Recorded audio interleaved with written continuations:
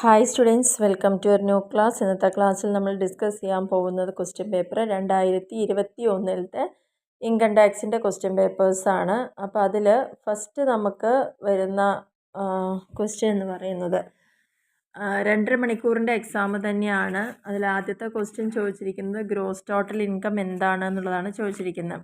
Gross total income നമുക്കറിയാലോ, എല്ലാ 5 ഹെഡ്സും കൂടി ആഡ് ചെയ്ത് വരുന്ന ഇൻകത്തിനെയാണ് ഗ്രോസ് ടോട്ടൽ ഇൻകം എന്ന് പറയുന്നത്.